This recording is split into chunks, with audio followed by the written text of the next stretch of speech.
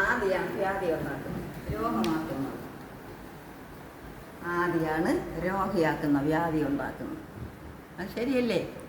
ചിന്താകുലങ്ങൾ എൻ്റെ മേലിട്ട് കൊള്ളുക, ഞാൻ നിന്നെ പുലർത്തും, ഞാൻ നിൻ്റെ ദൈവമായ യഹോവയാകും. അല്ലേ? നിൻ്റെ ഭാരം എൻ്റെ മേലിട്ട് ചുമത്തുക. നമ്മൾക്കായി വഹിക്കുന്നൊരു ദൈവം ഉണ്ടല്ലോ, ആ ദൈവം കറക്റ്റായിട്ട് അത് വാക്ക് ഭയങ്കര വാക്ക്. പണ്ടൊരു പഴമൊഴിയുണ്ട്, അമ്മാവിയും മരുമോളും ഒന്നായി ജീവിക്കുന്ന ഒരു കാലം കാഞ്ഞിരത്തിന് പഴം തേനാണെന്ന്.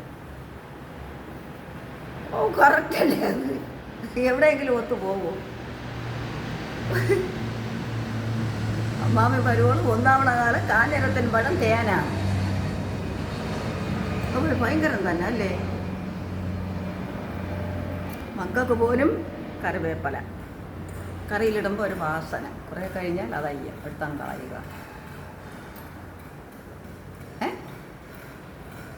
ഇപ്പോൾ കർത്താവ് പറഞ്ഞിട്ടുണ്ടോ, നാട് വിട്ടു വീട് വിട്ടെന്നാമതേയ കൂട്ടം വിട്ടു കാഠിന്യത്തിൽ ശോധനയിൽ യാഗം ചെയ്തവളായി പാളയത്തിനപ്പുറത്തു കഷ്ടതകളേൽക്കുതകാം പാടുപെട്ട യേശുവിൻ്റെ നിന്ന വഹിക്കൂ.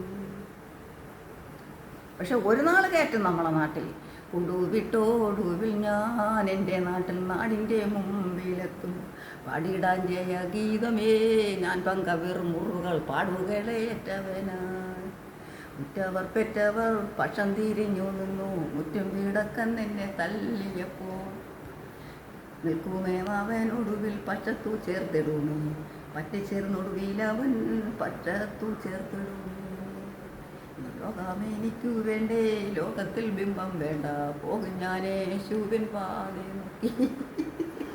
അങ്ങനെയാണ് പോവാൻ. ഏത്